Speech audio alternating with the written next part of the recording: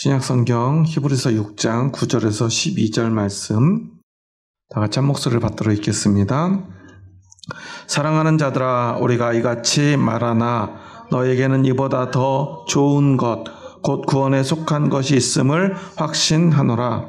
하나님은 불의하지 아니하사 너희 행위와 그 이름을 위하여 나타낸 사랑으로 이미 성도를 섬긴 것과 이제도 섬기고 있는 것을 잊어버리지 아니하시느니라.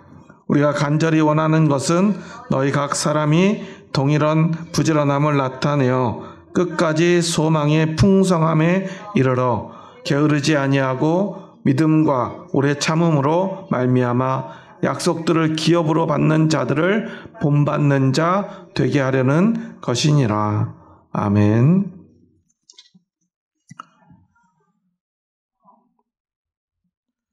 네, 오늘 본문에는 지난 시간에 이어서 변절한 자, 배교한 자들, 그 믿음을 끝까지 지키지 못한 자들에 대한 이야기를 하고, 이제 히브리서에서는 잘 표현되지 않는 표현인데요, 사랑하는 자들아 라고 말을 해요. 그럼 이 말만 들어도 이 사람들이 누구일까요? 배교한 사람들일까요? 믿음을 끝까지 잘 지켜낸 사람들일까요? 믿음을 끝까지 지켜낸 사람들일 거예요. 무엇을 보고 알 수 있을까요? 여러분은 어떤 사람의 믿음을 생각할 때 무엇을 보고 그 사람의 믿음을 생각하죠? 여러 가지가 있을 수 있어요. 그 사람이 하는 어떤 말을 보고 말을 듣다 보면 저 사람은 마음속에 믿음이 있나 보다. 보통 어떤 사람들을 보고 우리는 그런 생각을 하죠? 믿음에 대해서, 신앙에 대해서 확신 있는 사람입니까? 확신이 없는 사람입니까? 확신 있게 말하는 사람이죠. 보통 저 사람은 진짜 믿음이 좋은가 봐 할 때 우리는 확신에 차서 말하는 사람들을 보고 그렇게 생각을 해요. 그리고 또 때로는 어떤 사람은 확신에 차서 자신의 믿음이나 신앙이나 구원에 대해서 잘 이야기하지 않지만, 때로는 믿음에 대해서 이야기할 때 늘 부끄러워하거나 힘없이 이야기하지만 그 사람의 삶이, 행동이, 때로는 어떤 태도가 믿음이 있는 사람의 모습일 때 저 사람 말은 저렇게 해도 믿음이 있나 보다 생각해요. 물론 우리의 믿음은 누가 판단하시죠? 하나님이 판단하시죠. 우리는 알 수 없어요. 저는 이렇게 생각해요. 믿음이라고 하는 것은 오직 하나님이 아시고 그리고 자기 자신이 안다고 저는 믿어요. 그러면 또 다시 한번 돌아가면 그러면 진짜 확신에 차서 이야기하는 사람들이 진짜 믿음이 있겠구나. 우리는 그런 생각을 해요. 그런데 우리는 한 가지를 잊고 있어요. 우리는 세상에 살다 보면요, 자기가 과거에 했던 어떤 말 때문에 또는 오늘 내가 살아가야 하는 어떤 환경 때문에 나도 모르게 거짓말할 때가 있고요. 진리가 아닌 거, 사실이 아니지만 그렇다고 거짓말도 아니지만 그냥 어떤 말을 할 때도 있고요. 진짜 내 마음에 그런 생각이 없음에도 불구하고 때로는 누군가를 이기기 위해서 또는 어떤 상황을 넘어서기 위해서 확신에 차서 얘기할 때도 있다는 거예요. 우리가 그저 확신에 찬 믿음, 확신에 찬 이야기가 진짜 믿음이라면 어쩌면 세계 역사에서 가장 믿음이 좋은 사람은 히틀러일지도 몰라요. 저는 직접 히틀러의 연설을 현장에서 들어보지 못했지만 남아있는 흑백 영상들 가운데 히틀러가 연설하는 장면들을 담아놓은 영상을 예전에 한번 봤는데, 독일어라 사실 잘 몰라요. 저도 독일어를 고등학교 때 한 2년 배운 거 말고는 없어가지고 무슨 말인지는 잘 모르겠지만 자막 있는 것은 자막에 좀 달린 내용 정도 보지만 자막을 안 봐도요. 그 사람이 손을 막 이렇게 딱 외치면서 그 강한 독일어 그 발음으로 무언가를 말하는데요. 뭔가 저 사람의 신념은 진짜인가 보다 생각이 들 정도예요. 가슴이 뜨거워지고요. 저 자리에 있었으면 말해도 가슴이 뜨거워지겠다 생각이 들 정도로 그렇게 힘있게 연설을 하더라고요. 그런데 그의 연설은, 그 힘있는 연설은 어떻게 되었죠? 수많은 유대인들을 학살했고요. 전 세계를 전쟁의 소용돌이로 집어넣었고요.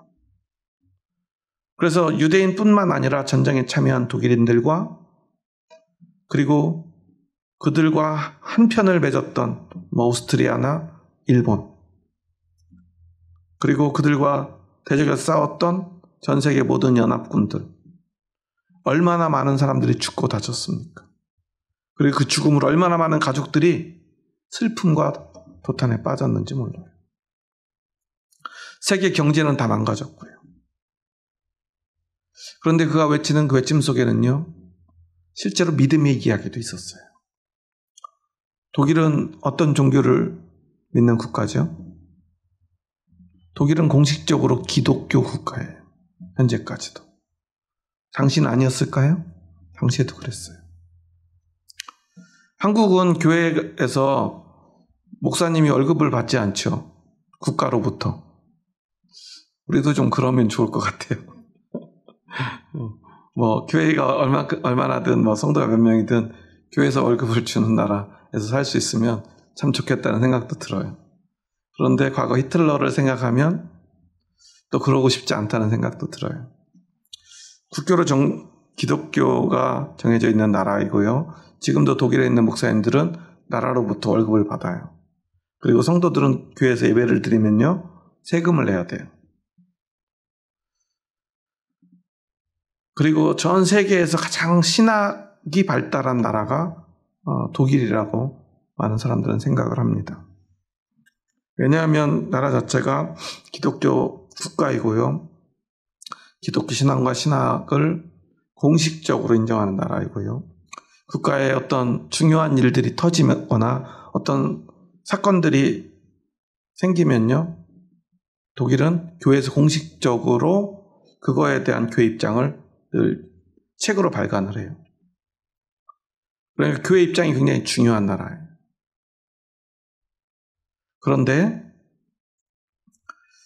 그렇게 신앙으로 세워진 나라가 전 세계를 전쟁의 수렁으로 빠뜨리는 나라가 되었어요. 신앙 안에서 확신에 찬 광기 어린 한 사람의 외침 때문에 그랬어요.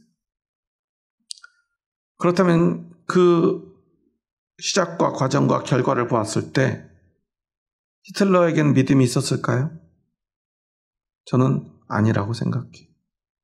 물론 자신의 어떤 신념이 믿음이라면 그에게도 어떤 믿음이 있었겠죠.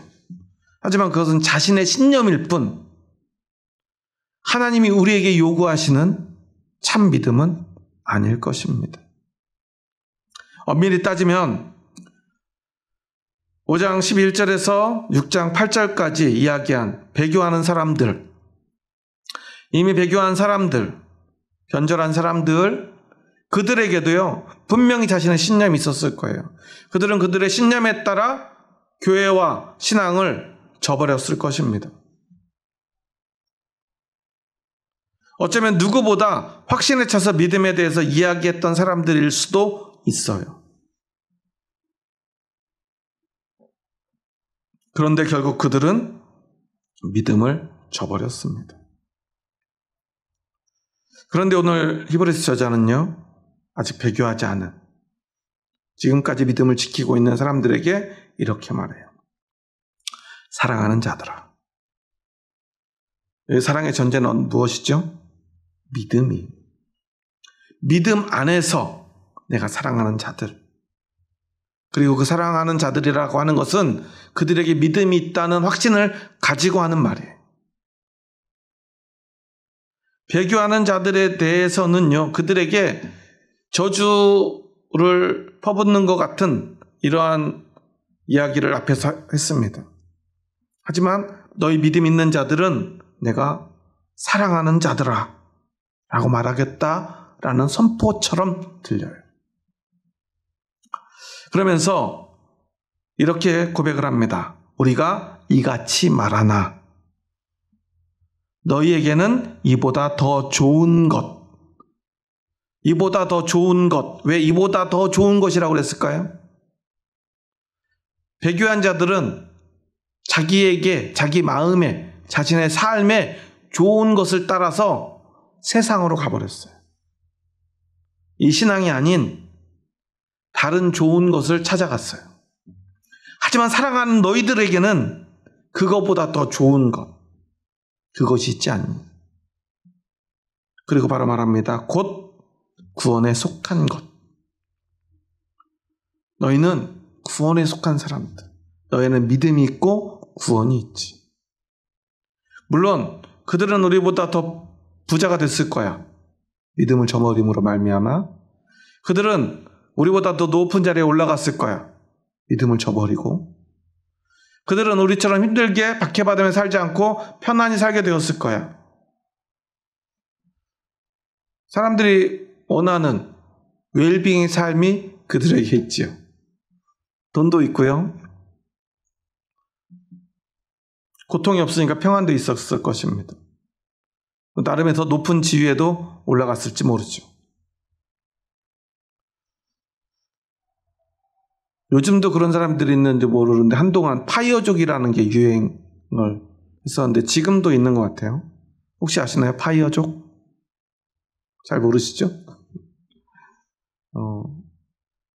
이제 좀 연세가 있으신 분들은 아예 이해가 안 되실 텐데 젊었을 때 그냥 진짜 입을 거 안 입고 먹을 거 안 먹고 그리고 뭐 알바를 2탕 3탕을 뛰고 주말에도 뭐 일하고 시간 내서 다 일해가지고 돈을 한 푼도 쓰지 않고 빨리 모아가지고 내가 남은 평생을 쓸 수 있을 돈, 어떤 돈을 정해요. 뭐 그 돈이 뭐 1억일 수도 있고 뭐 4억일 수도 있고 뭐 8억, 10억 나름 하여튼 자기가 생각할 때 젊은 친구들이 그렇게 돈을 바짝 모아서 빨리 은퇴를 하는 거예요. 그리고 어떻게 살아요? 그 돈 가지고 남은 삶을 즐기면서 살겠다는 거예요. 저는 파이어족 그러길래 예전에 저희 때는 오렌지족이 있었는데 뭐 그런 건 줄 알았어요. 막 먹고 노는 거. 그게 아니라 정말 열심히 일하는 친구들이더라고요. 조금이라도 더 젊었을 때 빨리 돈 벌어가지고 남은 인생을 정말 즐겁게 살겠다는 거죠. 사람들이 원하는 삶이 그런 거예요. 지금만 그럴까요? 예수님 당시에 그리고 초대교회도 사람들이 원하는 이 땅에서 원하는 삶은 거의 똑같아요. 편하게 살고 싶어요. 부자로 살고 싶어요. 남들보다 높은 곳에서 그 사람들보다 높은 지위에서 많은 권력을 가지고 살고 싶어해요. 누구나 그래요. 국회의원 선거철이 되면 국회의원들 후보들이 길거리에 나와서 인사해요, 안 해요? 왜 인사해요? 4년 동안 인사하러 다니려고 인사하나요? 아니죠. 4년 동안 인사 받으려고 잠깐 인사하는 거예요. 인사하기 싫어서 인사하는 거예요.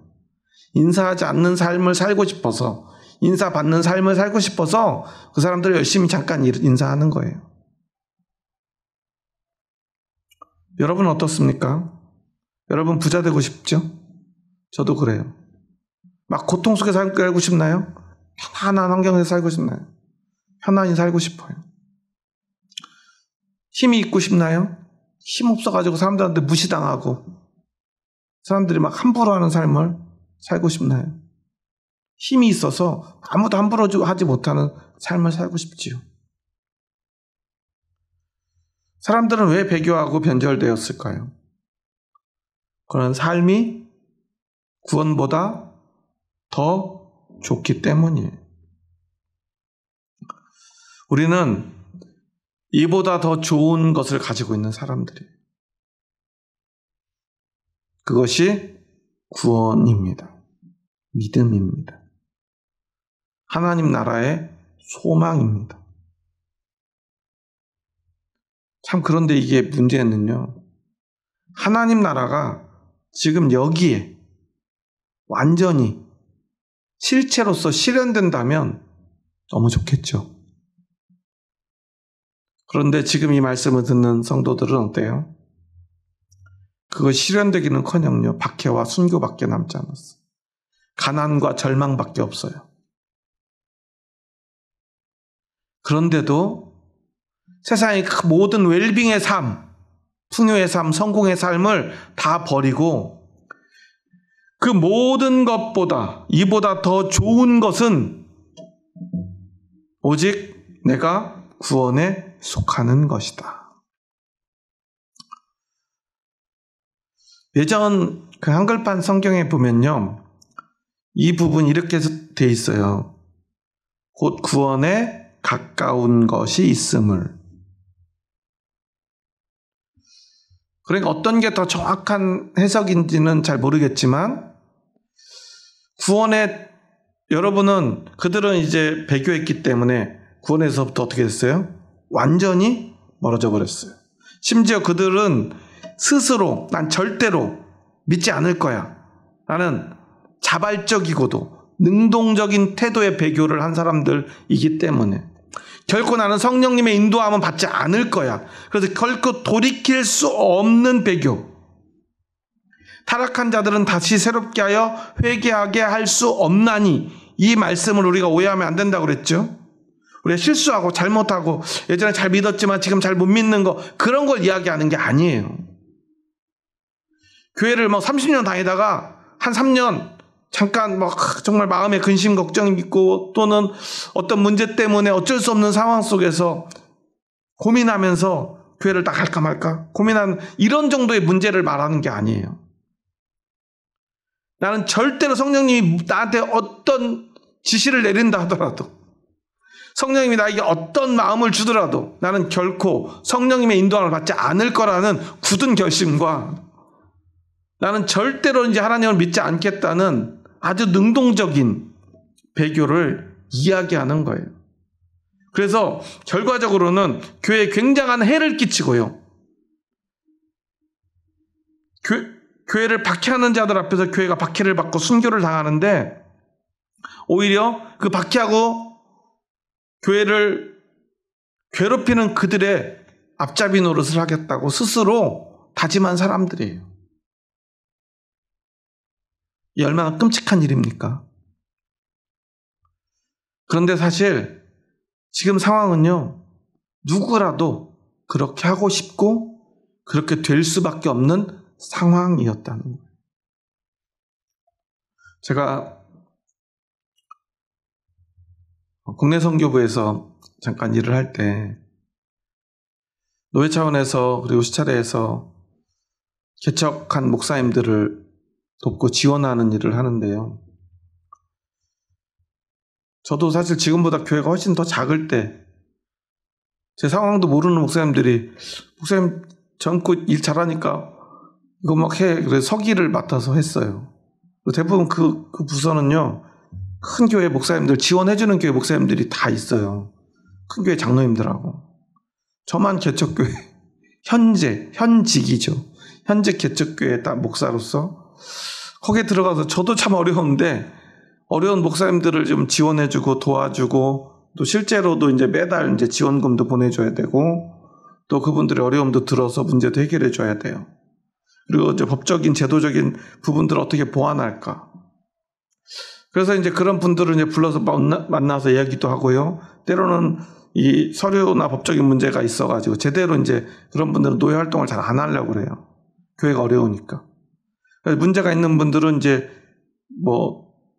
노예에서 법적인 문제가 되기 직전이 되면 우리가 불러서 우리는 도움을 주려고 그분을 전화해서 좀 오시라고 그러 회의에 임원회 운영위원회에 오라고 그러면 대부분 어떤 표정으로 올까요?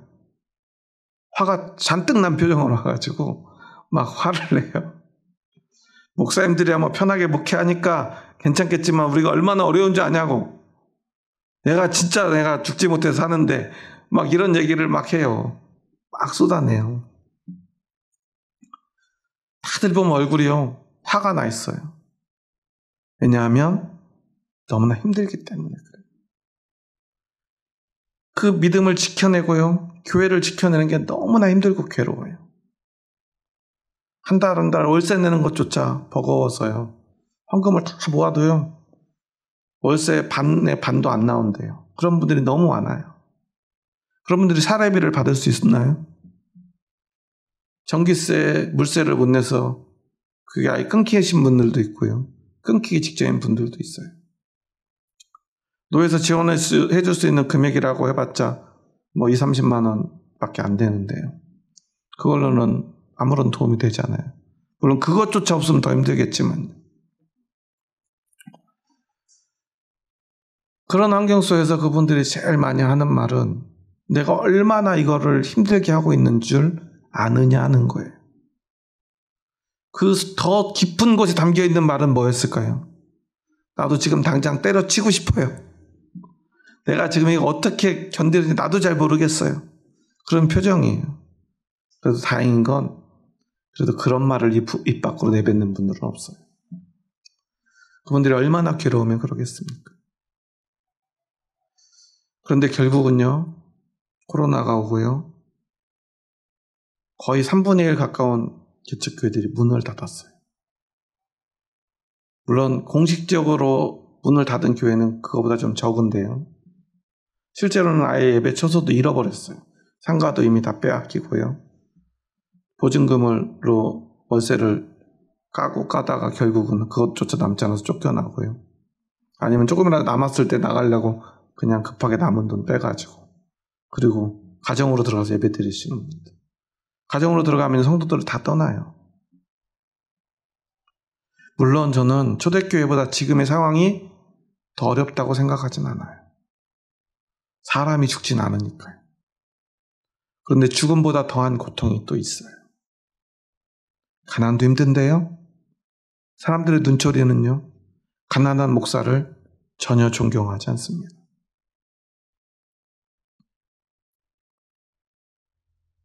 그때 어떤 분들은 목회를 포기해요. 물론 저는 믿음을 버리지는 않으셨을 거라고 생각해요. 하지만 진짜 극단적인 어떤 분들은요. 교회와 노회와 총회, 교단의 한멸을 느끼고 교회를 떠나거나 교회 밖으로 가서 교회를 욕하시는 분들도 봤어요. 이단으로 가더니 오히려 우리 교회가 이단이라고 얘기하시는 분도 봤어요. 참 이상한 분들이죠. 어느 시대에나 그런 분들이 있다는 거예요. 있을 수 있어요. 아니, 있을 수밖에 없는 환경 속에 우리는 살아간다는 거예요. 거기에서 우리에게 가장 중요한 것, 그럼에도 불구하고 그 모든 것보다 이 구원의 이 믿음이, 이 구원에 내가 속하는 것이 더 좋은가, 더 중요한가, 더 소중한가 하는 문제. 그리고 이제 10절에서 이렇게 말합니다. 10절에서 함께 읽어볼까요? 하나님은 불의하지 아니하사 너희 행위와 그 이름을 위하여 나타낸 사랑으로 이미 성도를 섬긴 것과 이제도 섬기고 있는 것을 잊어버리지 아니하시느니라. 여러분, 하나님은 불의해요? 불의하지 않아요? 참 이상한 말이죠. 의와 악의 기준선은 누구죠? 하나님인데 하나님은 불의하지 아니하사라고 뭐하고 있어요? 변명을 해야 돼요. 왜 이렇게 얘기했을까요?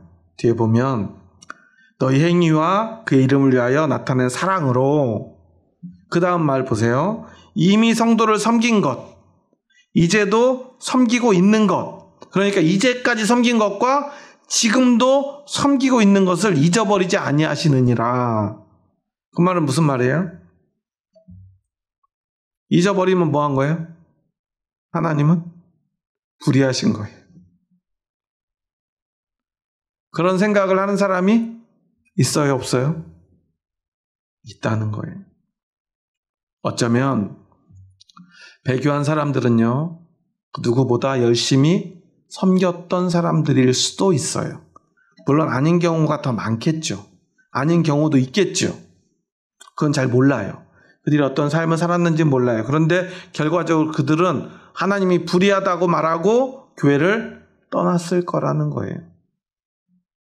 세상에서 오직 하나님 한 분만 의롭다고 생각하고 하나님이 세상을 심판하신다고 믿는다면 어떻게 교회를, 믿음을 떠날 수 있겠습니까? 하지만 그들이 떠난다는 것은 결국 하나님이 불의하다고 그들은 스스로에게 그리고 세상 앞에 증명하고 있는 거예요. 그렇게 외치고 있는 거예요. 그래서 오늘 히브리서 저자는 하나님은 불의하지 않다. 왜냐하면 이제까지 너희가 성도를 섬긴 그것을 기억하고 지금도 섬기고 있는 그것을 기억한다. 그러면서 그 앞에서 한 말이 참 중요한데요. 너희 행위와 그의 이름을 위하여 나타낸 사랑으로. 그 섬김을 뭐라고 말해요? 행위. 그런데 그 행위는 무엇으로 나타났어요? 사랑으로. 누구를 사랑해요? 하나님을 사랑해요. 이 9절과 10절 말씀을 통해서 우리가 기억해야 될 것은 진짜 믿음은 무엇인가 하는 거예요. 그가 당당하게 큰 소리로 자신 있게 외치는 믿음이 아니라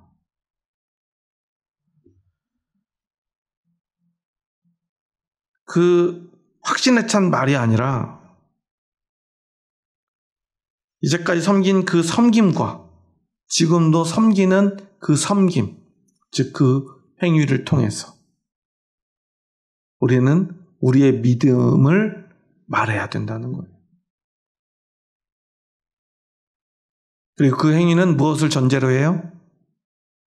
사랑을 전제로 해요. 많은 교회에서요, 그리고 제가 어렸을 때는 특히나 더 심했는데, 교회에서 어떤 직분자를 세우고요, 또 어떤 섬김에 대해서, 행위에 대해서, 어떤 봉사나 또 헌신이나 선교에 대해서 이야기할 때면 늘 무슨 이야기를 하냐면 상급을 이야기를 해요. 누가 주시는 상급이에요? 하나님이 주시는 상급.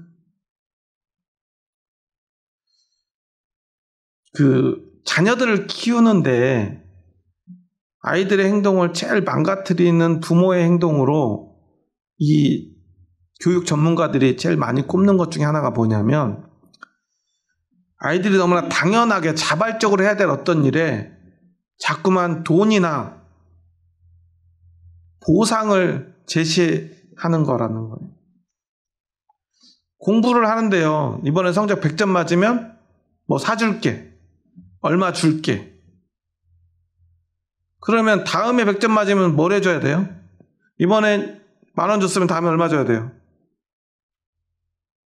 저는 2만 원이라고 하려고 그러는데 저희가 5만 원이라고 그러네요. 그러면 1만 원, 5만 원이면 다음에 10만 원 줘야 되고요. 다음에 100만 원 줘야 되나요? 그런데 아이가 만약에 그 돈의 흥미를 잃어버리면 어떻게 돼요? 아, 나 돈이고 뭐고 필요 없어. 공부 안 할래. 그러면 공부는 누구를 위해서 하는 거예요? 자기가 스스로의 삶을 위해서 너무나 당연하게 그 시기에 자기를 개발하고 세상을 배우기 위해서 자기가 당연히 해야 될 일이에요. 당연히 어떤 해야 될 일들에 돈을 줘요. 뭐 자녀로서 부모를 섬기거나 사랑하거나 가족으로서의 서로를 사랑하고 연대감과 유대감을 갖는 어떤 마음들에 대해서 자꾸 보상을 주고 보상을 걸다 보면 사람은요, 그 보상이 더 중요해져요. 당연한 그 일, 자기를 위하고 자신의 삶을 위해서 가장 중요한 일들을, 그 가치를 우리가 훼손시킬 수 있다는 거예요. 심지어 나쁜 행동에도 그렇대요. 어떤 예전에 그런 실험 있죠. 자기 집 앞에서 아이들이 그 공터회가 좀 지저분했는지 애들이 맨날 거기서 막 야구하고 놀다가 자꾸 창문 깨트리고 막 이러길래 그 집주인 할아버지가 아이들에게 가서 그랬대요. 야, 너희들 지금부터 몇 시까지 매일 와서 여기서 열심히 놀아주면 뭐 예를 들어서 50센트씩 줄게. 조금만 돈을 줬나 봐요. 그러니까 애들이 그때부터 어떻게 해야 돼요? 50센트 받으려면 뭐 한 4시간 논다고 생각해요. 4시간 동안 시간을 채워서 놀아야 돼요. 그래도 아이들이 그걸 받으려고 매일 와서 놀더래요. 그래서 계속 줬대요. 그런데 그 시간이 좀 지나고 나서 애들이 그러더래요. 할아버지, 우리 너무 힘들어요. 4시간이나 놀아주는데 50센트 너무 적은 것 같아요. 저희 가면 $1 준다는데 우리 그쪽 가서 놀래요. 이 할아버지는 어때요? 땡큐죠. 그 아이들이 말썽꾸러기들 때문에 너무 귀찮았는데 뭐 과연 진짜로 $1 주는 데가 있었을까요? 그런 데는 아마 없었겠죠. 그런데 돈을 위해서 4시간 노는 건 아이들에게 너무 힘든 일이에요. 그냥 애들은 원래 거기 노는 게 즐거웠기 때문에 그냥 신나게 놀던 자기들만의 공터였는데 그 돈을 받고 놀아주다 보니까 아이들이 흥미를 잃어버린대요. 우리 믿음도 마찬가지예요. 믿음이 보상이 되는 순간 우리 믿음은 가짜가 됩니다. 우리 믿음은요, 믿음의 행위는 오직 하나님을 향한 사랑이 전제되어야 돼요. 그런데 언제부터인가 한국교회는요, 늘 보상을 이야기를 해요. 천국 가서 초가집에 살래? 기와집에 살래? 요즘은 초가집도 기와집도 없으니까 그런 얘기도 안 통하지만 제가 어렸을 때는 그런 얘기하는 목사님들 많았고요. 부흥 강사님들은 더 심했어요. 막 직접 막 그 초가집에 살고 있는 어떤 할머니를 보고 왔다는 분도 계시고요. 의리의리한 뭐 기와집에 살고 있다는 분도 보고 오고 막 그랬대요. 천국에 가서. 저는 솔직히 그래요. 진짜 천국에 가신 게 맞나 생각이 들어요. 천국에 과연 초가집과 기와집이 있을까요? 한국에서부터 기독교가 시작된 것도 아니고요. 물론 이제 한국 사람들에게는 기와집, 초가집을 옛날 사람들에게는 주었을지도 모르겠어요. 그런데 그곳에는 기와집이냐 초가집이냐가 아니라 우리가 사랑하는, 그리고 우리를 사랑하는 하나님이 계시기에 그곳은 천국이죠. 우리가 누군가가 천국을 보고 왔다면 저는 그곳에서 하나님의 영광이 서려 있는, 이곳엔 진짜 하나님의 영광이 있는 곳이구나 라는 것을 보고 와야 된다고 저는 믿어요. 그 외에 그 어떤 것도 인간의 눈에 중요하지 않기 때문에 그래요. 지옥을 보고 왔다면 그곳에 있는 어떤 무슨 벌레가 막 있고 뭐 용암이 흐르고 무슨 온갖 끔찍한 것들 이야기하는데요. 그곳에 가서 가장 먼저 우리가 느끼고 보아야 될 것은요, 하나님의 영광이 하나도 없는 그 어두움, 그 쓸쓸함과 외로움, 하나님의 영광이 하나도 남지 않은 그 세계의 그 고통을 먼저 이야기해야 맞다고 생각해요. 그런데 가서도 도대체 뭘 받는지 맨날 좋은 거 나쁜 거 이런 얘기만 해요. 집이 기와집이냐 초가집이냐, 지옥에 갔더니 뭐 뱀이 있다 불이 있다 그러는데요. 그런 건 중요하지 않죠. 우리에게 중요한 건 하나님의 영광이 있느냐, 그곳에 하나님이 계시느냐 계시지 않느냐, 그것이 천국과 지옥의 차이입니다. 이 세상은 그 중간지대쯤 된다고 볼 수 있죠. 왜냐하면 하나님이 만드신 곳이 바로 이곳이고요. 여전히 하나님의 영광이 있지만 죄로 물든 곳이기 때문에 그래요. 그런데 우리는 우리의 믿음으로 선택해야 합니다.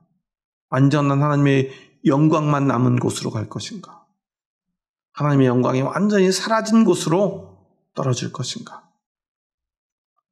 그러기 위해서 우리에게는 믿음이 필요합니다. 그런데 그 믿음은 무엇입니까? 성경에는요, 하나님의 심판에 대해서 이렇게 얘기를 합니다.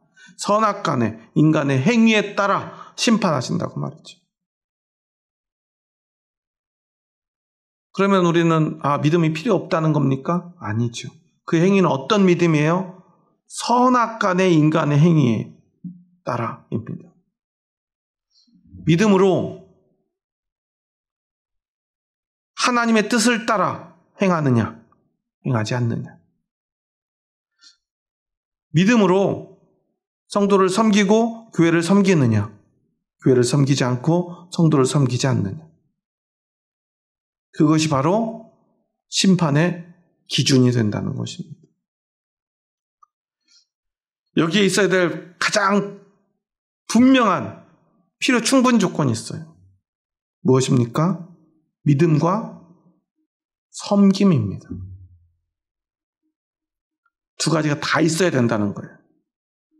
그러면 과거에는 행위를 열심히 하는 율법만 지키면 되는 율법주의가 있었는데, 율법은 믿음이 없어도 그 율법을 잘 지키는 행위만 있으면 되는데, 이제는 예수님은 괜히 오셔가지고 그 행위에 더해서 믿음까지 요구하시는 건가, 이런 생각을 해요. 전혀 다른 거죠. 왜냐하면 과거에는 예수님이 없었기 때문에 인간의 힘으로 할 수 없는 그 율법에 그저 노예처럼 끌려다니는 존재, 노예라기보다는 스스로 그것을 지켜낼 힘이 없는 존재들 밖에 없죠. 엄밀히 말하면 율법의 노예가 아니라 죄의 노예이기 때문에 그래요. 그런데 예수님이 오십니다. 예수님 먼저 우리의 죄를 용서하세요. 우리의 믿음을 통해서. 그리고 우리는 이제 구원받은 자로서 자발적으로 그 율법을 지켜낼 힘을 얻고 그것을 해나가는 거예요. 여러분, 성경을 우리는 자세히 봐야 돼요. 구약에 보면 그 율법을 위해서 순교하는 사람들이 있나요? 별로 없죠. 그런 게 안 나와요. 물론 순교하는 사람들이 몇몇 있어요. 어떤 선지자들. 그런데 그들도 단지 율법을 위해서 순교하는 게 아니에요. 하나님의 특별한 명령을 가지고 왕에게 갔는데 그 죄 많은 왕이 그 하나님 얘기가 듣기 싫어서 그 선지자들을 죽이는 거죠. 그런데 예수님을 믿은 그때부터는요, 순교자들이 나오기 시작해요. 박해를 받아도요, 그 믿음을 지켜내는 사람들이 생겨나기 시작해요. 그 이전에는요, 그러지 않았어요. 박해를 견디는 율법주의자는 왜 없어요? 순교를 자청하는 율법주의자들도 없어요. 그들이 열심히 율법을 지키는 것은 무슨 이유에서죠? 잘 먹고 잘 살기 위해서. 어디에서요? 이 땅에서. 예수님 시대에 보면 사두개인들이 나오죠. 그들은 어떤 사람들이죠? 제사장 가문의 사람들이에요. 거기에서 대제사장이 나와요. 그런 성경에 보면 그들은 무엇을 믿지 않는다고 말하죠? 부활을 믿지 않아요. 그들에게 구원은 뭐예요? 율법을 잘 지키고 그 율법을 잘 지키는 행위를 통해서 이 세상에서 높은 지위와 풍요로운 삶을 얻고 그 과정 속에서 자손을 많이 낳아서 자손에게 무엇을 물려줘요? 이 지위와 돈을 물려줘요. 그런 사람들에게 구원이 있을까요? 없을까요? 없겠죠. 그들이 예수님을 죽이죠. 그들에게는요, 목숨을 걸 믿음이 없어요. 그들은요, 결국 구원받지 못해요. 그런데 여러분 생각해 보세요. 요즘 그런 사두개인들과 같은 사람들이 한국 교회에도 많이 생겨나고 있어요.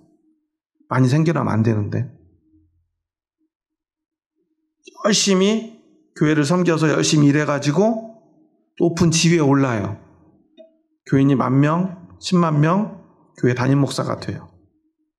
그래서 높은 지위에도 오르고 돈도 많이 벌어요. 부동산도 많이 사고요. 그리고 그 교회와 그 부동산들을 다 아들들에게 물려줘요. 그래서 이 세상에 잘 살게 해줘요. 그들에겐 그것이 구원이에요. 박해도 순교도 없죠. 믿음을 위해서 목숨을 걸 이유가 없어요. 믿음을 위해서 고통받을 이유가 없어요. 그것이 바로 율법주의예요. 세상에서 그저 잘 먹고 잘 살면 돼요.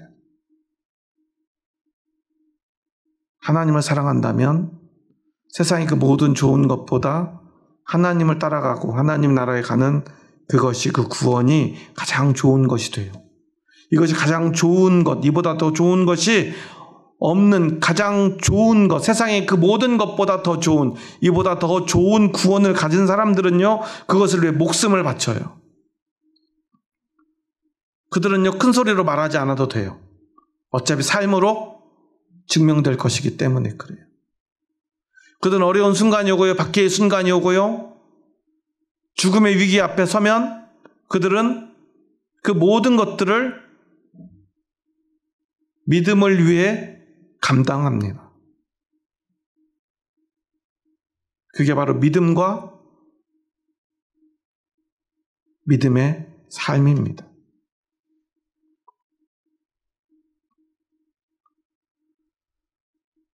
사실 히브리서는요, 그 어느 성경보다 믿음에 관해서 깊이 이야기하는 성경인데요. 11절, 11절에 보면 이런 얘기를 해요. 마지막 함께 11절, 12절 읽어볼까요? 우리가 간절히 원하는 것은 너희 각 사람이 동일한 부지런함을 나타내어 끝까지 소망의 풍성함에 이르러 게으르지 아니하고 믿음과 오래 참음으로 말미암아 약속들을 기업으로 받는 자들을 본받는 자 되게 하려는 것이니라. 11절, 12절에서 대비되는 단어가 두 개가 나오죠. 뭐죠? 부지런함과 게으름입니다. 부지런함, 게으름과 딱 연동되는 단어는 믿음입니까? 행위입니까? 행위죠. 그렇죠? 그러니까 믿음을 드러내는 것은 우리 행위밖에 없다는 거예요. 그런데 그 모든 행위의 근원에는 무엇이 있습니까? 믿음이 있습니다. 게으름이라고 하는 단어의 원뜻을 보면요, 거기에는 둔하다라는 뜻을 가지고 있어요. 왜 이 단어를 썼을까를 생각해 봤어요. 무엇에 둔한 것이 게으른 것일까? 무엇에 둔한 것이 믿음의 삶을 게으르게 할까? 그것은 뭐냐면 하나님의 말씀을 이해하고 깨닫는데 둔한 것입니다. 그런 사람들은요, 믿음의 삶을 사는데 게으를 수밖에 없어요. 왜냐하면 하나님의 뜻을 모르니까요. 하나님의 나라를 모르니까요. 그 소망에 대해서 잘 모르니까요. 그것에 대해 둔하니까요. 무엇에 예민해요? 세상의 것에 예민해요. 세상에서 부자 되는 것엔 예민해요. 세상에 잘 사는 것엔 예민해요. 하지만 진짜 하나님의 사랑이 무엇인지, 하나님의 뜻이 무엇인지, 하나님 나라에는 어떻게 가는지, 그런 모든 믿음에 관해서, 하나님에 관해서는 너무나 둔합니다. 그런 사람들은 믿음의 삶에 게으를 수밖에 없어요. 왜냐하면 그게 중요하지 않기 때문에 그래요. 우리는 누구나 다 그래요. 우리는 무엇에 부지런하죠? 자신에게 중요한 일에 부지런해요. 예를 들어서 제가 저희 딸한테 밥 먹고 야, 설거지 좀 해. 그러면 엉덩이가 천근만근이 돼요. 아빠 내가 할게. 해요? 안 해요? 안 해요. 빨리 좀 해. 이것만 보고 할게. 그리고 좀 있다 보면 계속 그걸 하고 있어요. 너 언제 할 거야? 걱정하지 마. 곧 할 거야. 저희 딸을 보면서 저는 제 어렸을 때가 떠올라요. 저도 그랬던 것 같아요. 아니 누구나 그러는 것 같아요. 그런데 이게 역전될 때가 있어요. 제가 저희 딸한테 테니스를 가르쳐줬는데 지금은 저보다 제 딸이 테니스를 더 좋아하고 더 열심히 하다 보니까 평소에는 제가 뭐 하라고 하면 그렇게 엉덩이가 무겁던 저희 딸이 테니스 치러 가는 시간이 되면요, 저를 재촉해요. 아빠 지금 늦었어. 빨리 안 가면 어떻게 하려고 그래? 근데요, 그게 당연한 거예요. 그걸 통해서 우리는 뭘 깨달아야 돼요?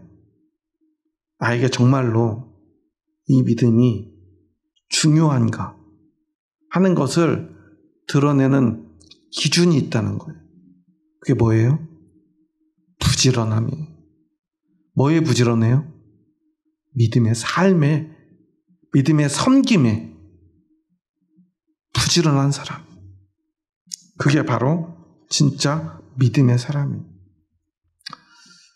12절에 뭐라고 그러죠? 게으르지 아니하고 믿음과 오래 참음으로 말미암아 약속들을 기업으로 받는 자들을 본받는 자 되게 하려는 것이라.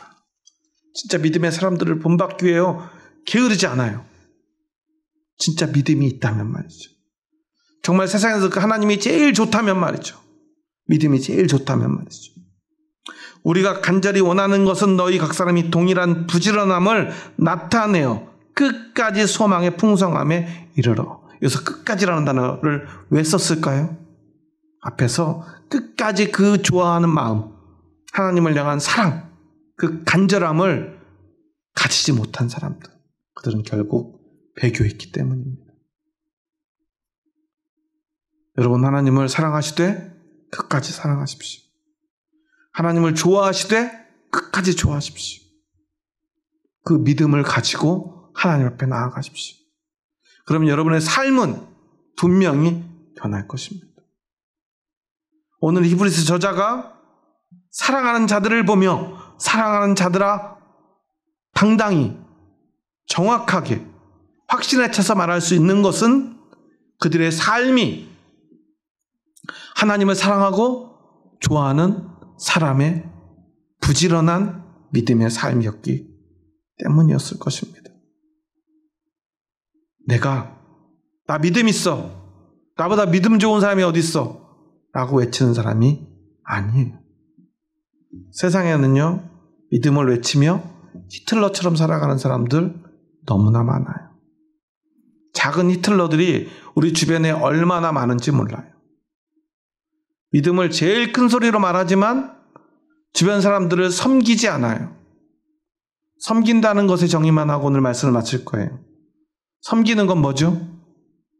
여러 가지로 정의할 수 있겠지만 이렇게 말할 수 있어요. 누가 편한가? 섬기는 사람이 편해야 돼요? 섬김을 받는 사람이 편해야 돼요? 섬기는 사람이 불편해서 극도로 불편을 감수함으로 섬김을 받는 사람을 편안하게 해주는 것이 섬김이에요. 그렇기 때문에 섬김에는요, 말도 섬김이 될 수 있어요.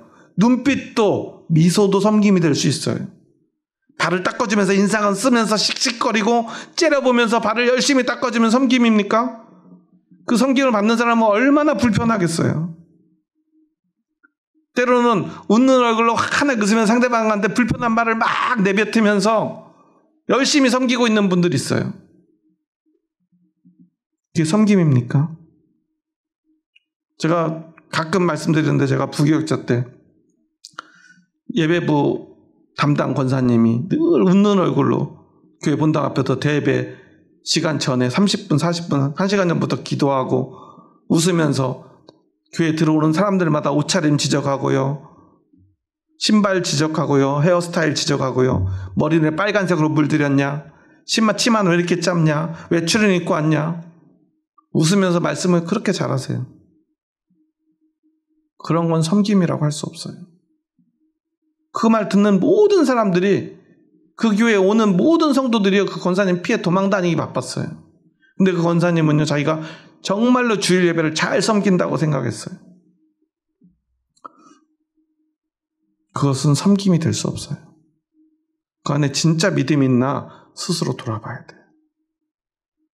여러분, 섬기는 사람들에게는요, 사람들이 가까이 와요. 왜냐면 그 사람하고 있으면 내가 편하니까요. 그런데요, 잘못 섬기는 사람들이 늘 하는 말이 있어요. 나는 늘 친절하게 하고, 나는 늘 섬겨주고, 나는 진짜 믿음 안에서 잘하라고 해주는 건데 왜 사람들이 나를 싫어하는지 모르겠어요. 본인만 몰라요. 믿음은요, 우리가 예수님처럼 되어가는 것입니다. 나의 십자가로 내 옆에 있는 가족과 형제와 이웃이 편안해져야 돼요. 우리 교회가 진짜 부흥이 되고 진짜로 주님의 몸된 교회, 하나님의 백성들로만 모여진 아름다운 교회가 되려면, 하나님 보시기에 가장 기쁜 교회가 되려면요, 우리 교회에 누군가가 왔을 때 그 모든 사람들이 다 편안함을 느낄 수 있어야 돼요. 물론 믿음에 관심도 없고요, 하나님의 사랑도 관심도 없는데 그저 교회 뭐 어떡하나 보러 온 사람이거나 이단에서 교회 무너뜨리려고 오는 사람들 편하게 할 필요는 없어요. 그렇지만 진짜 상처받고 연약해서 하나님의 사랑이 필요해서 온 사람들에게는 그 사랑이 전달되고 그 편안함이 느껴져야 돼요. 우리 행동과 말과 표정에서 말이죠. 우리가 정말로 하나님을 사랑한다면 우리의 삶이 그렇게 바뀔 것입니다. 말하지 않아도 모두가 알게 될 것입니다. 여러분은 하나님을 사랑하십니까? 그렇다면 그 사랑이 여러분을 믿음의 삶으로 부지런히 인도할 것입니다. 그리고 그 삶을 통해 누군가가 편안함을 느끼고 여러분의 섬김을 기억하고 오늘 이브리서 저자의 말, 이 고백처럼 우리에게 사랑하는 자들아 라고 말하게 될 것입니다. 그리고 하나님은 그 사랑으로 이미 성도를 섬긴 것과 이제도 섬기고 있는 것을 잊어버리지 않으실 것입니다. 기도하시겠습니다. 하나님 감사합니다. 저희 부족하고 연약한 자들 사랑하셔서 저희들을 주님의 뜻 가운데로 불러주시니 감사합니다. 저희는 얼마나 연약하고 부족한지요. 하나님을 사랑한다고 늘 말하지만 우리의 섬김은 언제나 게을렀습니다. 언제나 내가 편하고 누군가를 불편하게도 했습니다. 하지만 다시 한번 우리의 믿음을 돌아봅니다. 우리 안에 진짜 믿음이 있음을 다시 한번 확인하고 고백합니다. 그렇다면 하나님을 너무 사랑해서, 하나님을 너무 좋아해서 우리의 섬김이 부지런해질 줄 믿습니다. 그리고 나의 그 부지런함으로 나는 좀 힘들고 괴로워도 또 누군가는 편안함을 느끼고 그곳에서 진짜 하나님의 사랑과 섬김을, 그 은혜를 느끼고 그래서 하나님을 향해 나와 같이 부지런히 달려가게 될 줄 믿습니다.